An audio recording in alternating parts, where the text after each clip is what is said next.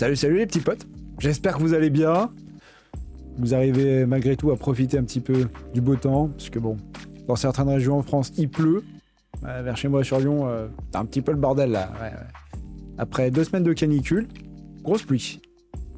Et là, gros orage, allez-y, du tonnerre, des éclairs, tout le bordel. C'était infernal. Conclusion, qu'est-ce que je me suis dit ? Eh ben, quand il pleut dehors, qu'on peut pas sortir, il ne reste qu'une seule chose à faire, s'installer bien confortablement sur son canapé, allumer la télé, mais pas pour regarder les émissions de télé, non, pas pour regarder n'importe quoi, non. Pas de Netflix, pas de Disney+, non. Un bon petit Blu-ray, dans un bon petit lecteur, raccordé à un bon petit home cinéma. Alors ça, qu'est-ce que c'est bien. Aujourd'hui, nous allons donc parler films, nous allons parler films français même, pour préciser un petit peu. Et ben allez, c'est parti, jingle.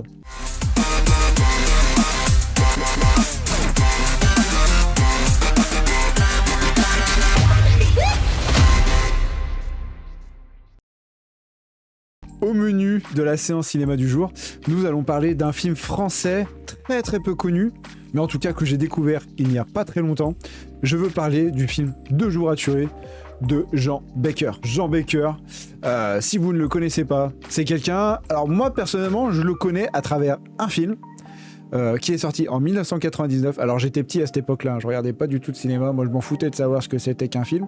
Non, je l'ai découvert il y a vraiment quelques années, une dizaine d'années à peu près. Ce film s'appelle Les Enfants du Marais, que j'ai vu et que j'adore vraiment beaucoup. C'est un excellent film français. Si vous ne l'avez pas vu, je vous le recommande vraiment. Mais c'est aussi quelqu'un qui a fait aussi d'autres films, peut-être un peu plus connus, comme par exemple La Tête en friche, voilà, que je n'ai pas vu, donc je ne pourrais pas vous en dire plus. Mais aussi un film qui a fait beaucoup parler de lui dans les années 80, donc un film sorti en 1983 qui s'appelle L'été meurtrier, incarné à l'écran par Alain Souchon, donc un chanteur français. Dans ce film, du coup, 2 jours à tuer, au niveau des acteurs, là par contre, il y a un acteur vraiment principal, vraiment central, qui est très connu. Sur la place number 1 du podium, je veux bien sûr parler de Albert Dupontel. Oui, bien sûr, Albert Dupontel, extrêmement connu, très grand acteur français.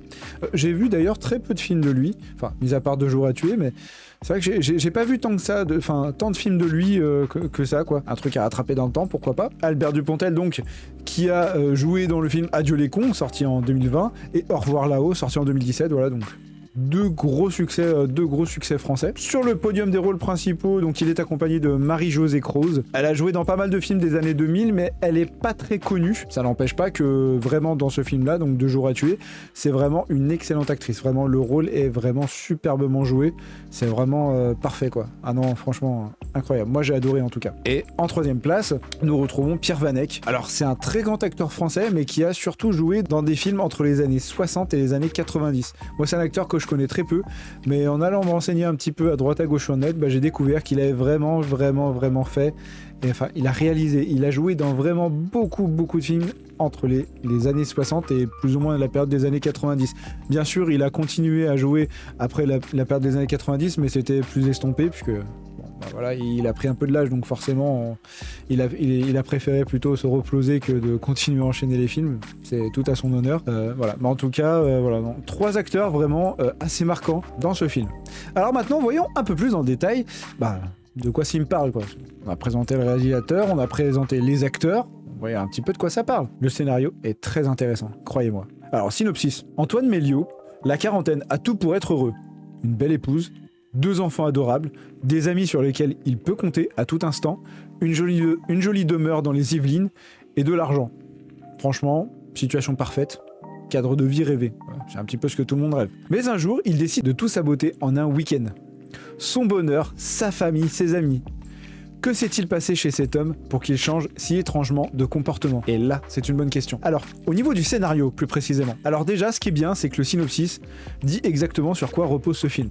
Pour une fois, il n'en dit pas trop, n'est pas trop vague et ne spoil pas l'intrigue. Parce que des fois, on a des synopsis, oui, c'est assez chiant. On lit le synopsis, ça y est, on a les 3/4 du film dans le synopsis. En 5 lignes, le film est résumé. C'est vraiment très chiant. Ou alors des fois, on a des synopsis qui nous parlent d'un truc qui va durer 5 minutes dans le film et qui ne parle même pas de tout le reste du film. Enfin, c'est assez pénible. Des fois, les synopsis, je trouve, sont quand même assez mal faits. Soit on en sait trop, soit on n'en sait pas assez, soit sinon, on nous parle d'un truc... qui n'a aucun rapport avec le film, quoi. Mais là, ce qui est bien, c'est que vraiment, croyez-moi, ce synopsis est vraiment parfait et vous résume extrêmement bien de quoi parle ce film. C'est vraiment très honnête. Voilà, c'est un synopsis, on va dire, très honnête. Donc, un synopsis pertinent. Au niveau du scénario, cette analyse un petit peu. Est-ce que c'est vraiment quelque chose de surprenant? À la lecture de ce synopsis, moi, je vous dirais que tout de suite, c'est un film one-shot, coup de poing. C'est-à-dire qu'en 2 temps 3 mouvements, bim, vous prenez une claque, vous prenez un coup de poing dans la tronche. Voilà, c'est pas plus compliqué que ça. Parce que c'est un film qui repose sur une intrigue très mystérieuse et bancale. Parce que c'est une intrigue où vous n'allez pas comprendre vraiment la vérité derrière vraiment tout ce qui se trame jusqu'à la toute fin, bien sûr, où tout vous est dévoilé. Des événements vont se succéder et tout en sentant qu'il y a quelque chose qui ne va pas, l'histoire va progresser.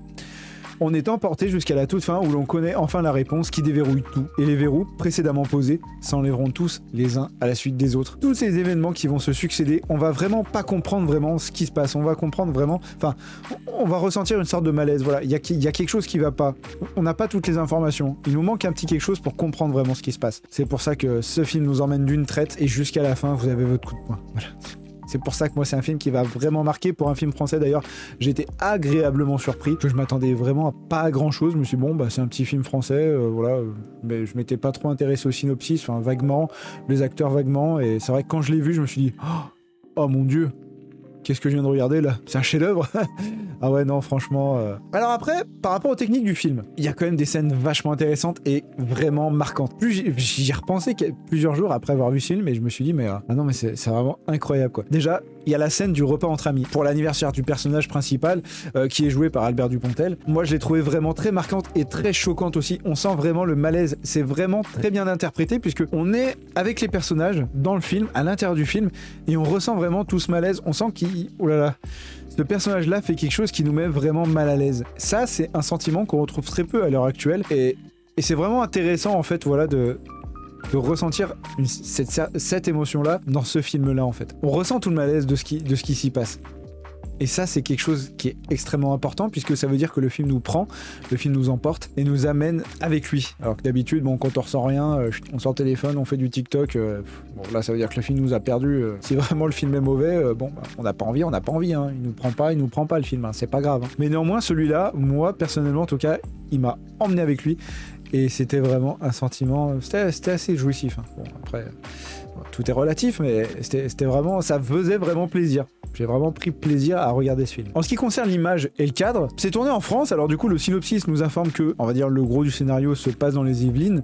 Donc, on peut quand même admirer certains beaux paysages français, voilà, à certains moments.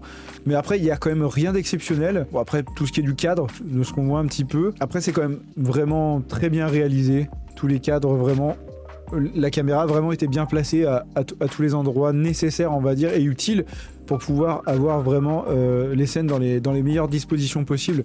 Donc ça, c'était vraiment bien. Sinon, bon, il n'y a pas vraiment de travail particulier. Par contre, si, ce qui est intéressant, c'est que on se retrouve aussi bien dans des endroits clos. Par exemple, la scène, quand Albert Dupontel, le personnage d'Albert Dupontel descend à la cave pour aller chercher une bouteille. Il y a cette scène-là, donc, pendant ce dîner entre amis. Il y a cette scène-là, justement, ça se passe vraiment dans un endroit assez clos. Donc ça, c'est assez surprenant.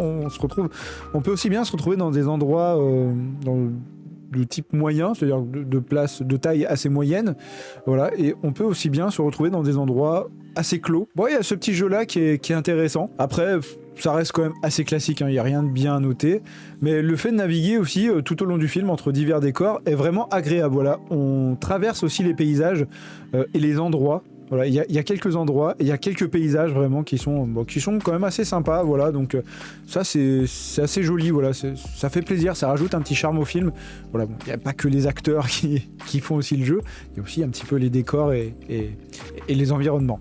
Nous arrivons donc à la conclusion de cette présentation, le ressenti un petit peu et les impressions, donc on peut dire que c'est un film qui nous prend et nous emmène jusqu'à la fin pour nous mettre une grande claque. Moi, c'est en tout cas vraiment, j'insiste un petit peu là-dessus, mais voilà, il y a cet effet de coup de poing, il y a cet effet viens là, je t'emmène, hop, viens là, je t'emmène dans un coin, et bim, voilà, tu te prends une gifle direct. Ça, il y a vraiment moi, c'est ce que j'ai ressenti en fait, c'est l'impression que parce que je m'y attendais pas.